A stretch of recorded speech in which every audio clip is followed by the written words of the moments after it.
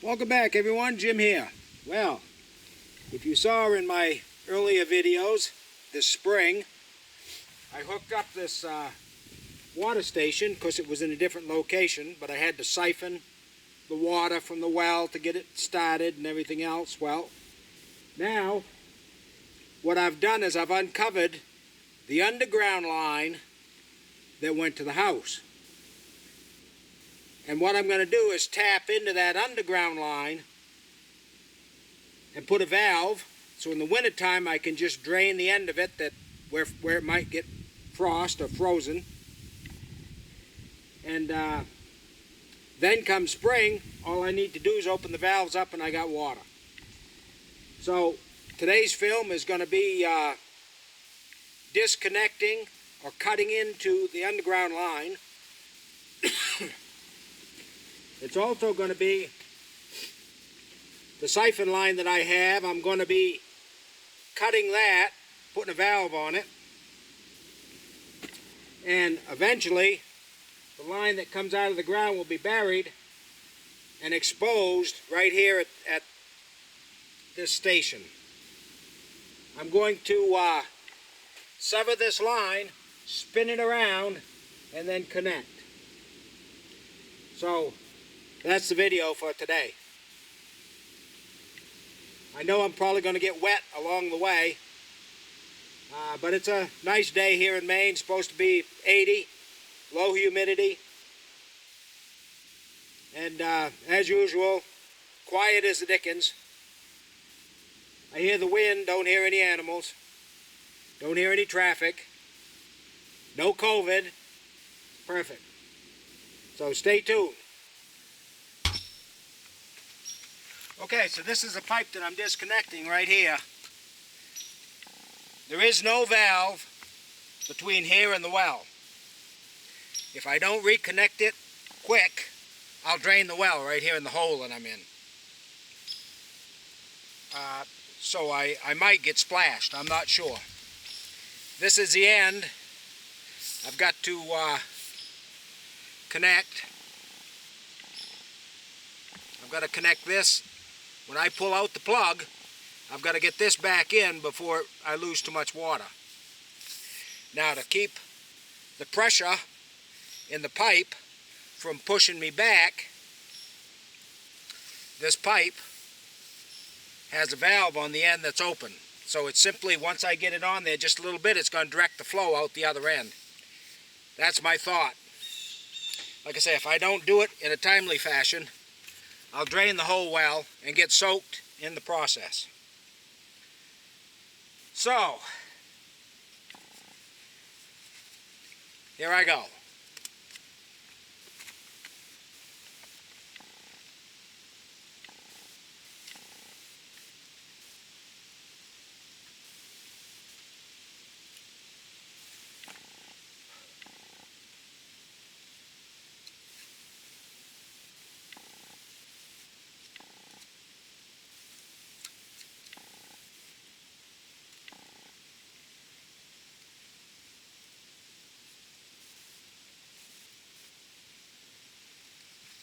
I better have this one ready because this has to slide right in there just as soon as I can to stop the flow.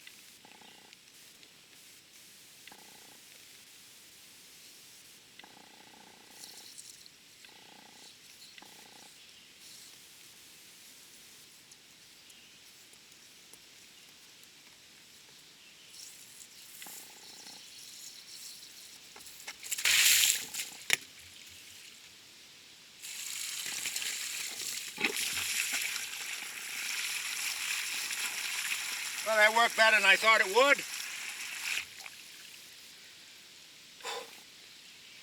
And I got it shut off in time. I got a little bit of water, but not a lot less than I thought I might.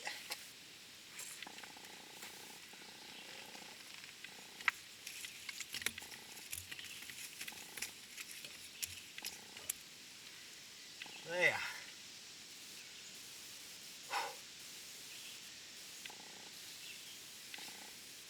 So now I'll tighten it back up, and I'll continue on with running the water line. Okay, so now that I've tied in to the underground line, and I didn't get too wet, I've got a shut-off valve up there. I'm going to connect this pipe onto that valve so I can get the water from the underground over to here. Now, just to mention, there's a T on the underground line with a shut-off going to the house. When I was digging out the stump that was near the house and I severed the line and drained the well right there, there was no shut-off from the well. So at least now I'll have a shut-off at this location where I could shut the house off if I'm doing any work from here towards the house. Also, I need to mention the underground line is about 3 feet down from earth level, from ground level, so that it won't freeze. As I bring the line out here to this water station, the ground pitches down so that come winter, I'll shut the valve off underground at the source, and I'll turn the valve on out here to drain the pipe so that where it's not deep enough to protect it from the frost, it'll be drained. Okay, so just a recap. This here is the underground line, and this whole unit here will be at least 3 feet below ground level, so as to keep it from the frost. This valve here will go to the house.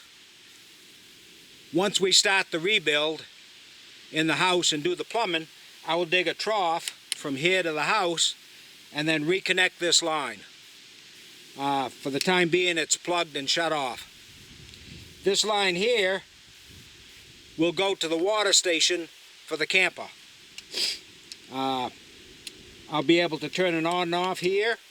Like I said, I can shut it off in the winter time and then drain the line that's going to be exposed to keep it from freezing. So, let's get this connected.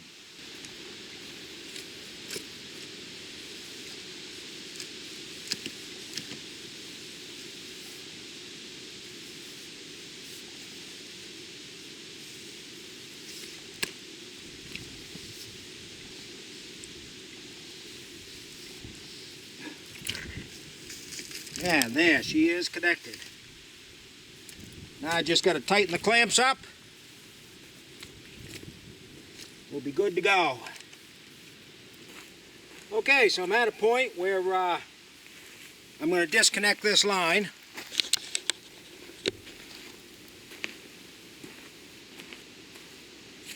I'm going to disconnect this line, and there's no shut off between the well and here.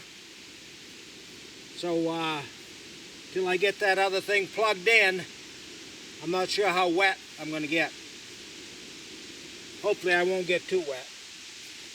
I got the valve open, so hopefully as soon as I just touch this, the water will just come through and there won't be any resistance to putting this end in there. We'll see. Hopefully it goes that easy.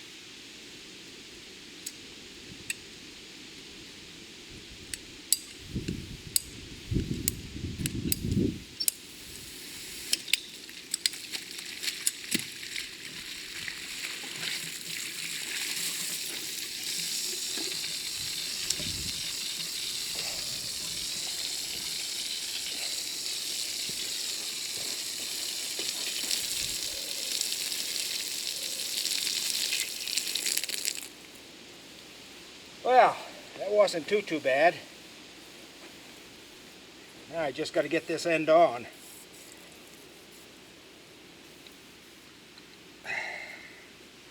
There. Well, that wasn't too bad. I'm not sure how much of it you caught.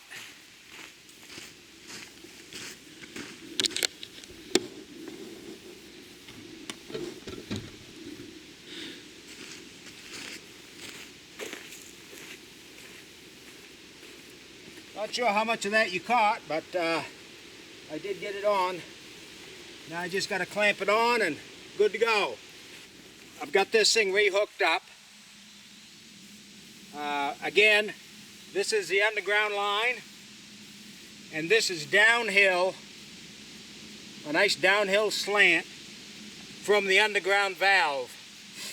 That way, in the winter, when I shut the underground valve, I can open this one to drain the line so that it doesn't, none of this freezes. This will be the drain for everything.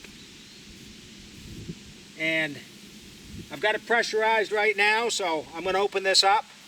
I should get some water here.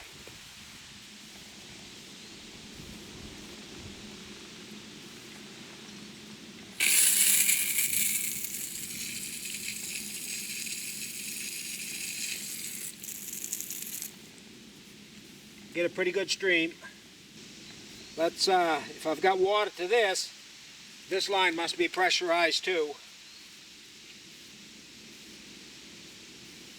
So let's see what we got up here. And I think I'll hook the hose to it because I don't want it just going all over the place willy-nilly. And the filter that I have here is a sand filter. It's just so I don't get all that sand.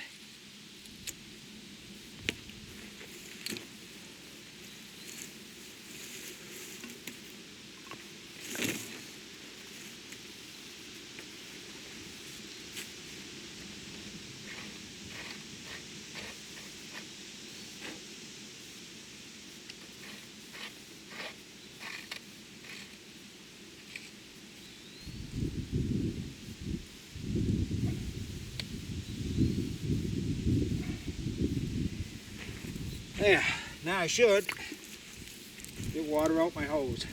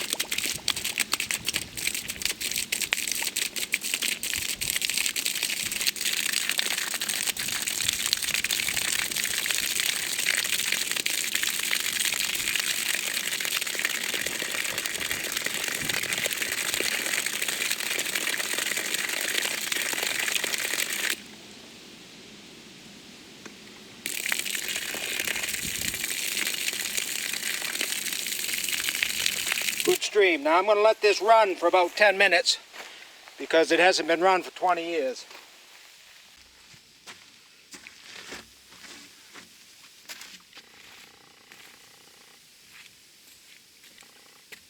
Alright, so fast forward. The water line has been connected and I've actually been using it for a bit now.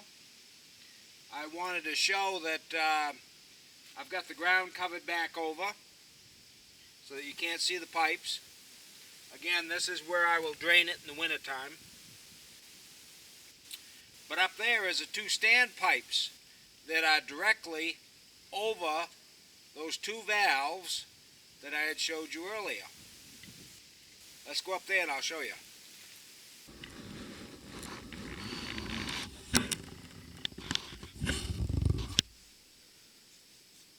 So these are the two pipes that are directly over the two valves that I buried. This one covers the valve that will eventually go over to the house, and this one covers the valve that goes over to the camper. I've still got some more fill to put in over here, but I wanted them to be obvious so you could see them.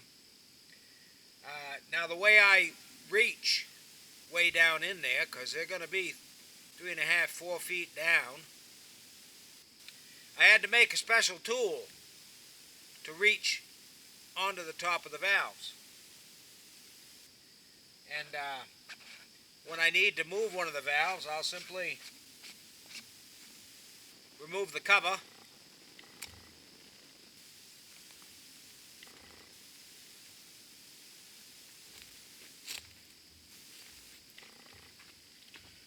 grab the wrench that I made, and if you remember, the valve was like a T, and I've actually made a rig that will go right down over the top of the valve, and I can turn it. So that's what this wrench does. Now, you can see, it easily fits down into the pipe.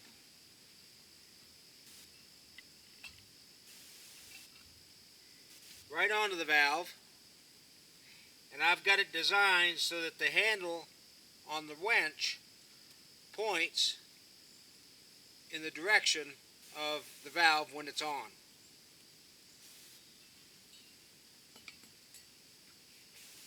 That's how I'll turn the water on and off from the well. Everything will be below ground enough so that it won't freeze. I should be good to go, but the final test won't be until the spring, when I come up here again, turn the valve on, take the air out of the line, and hook the camper back up. That will be the true test.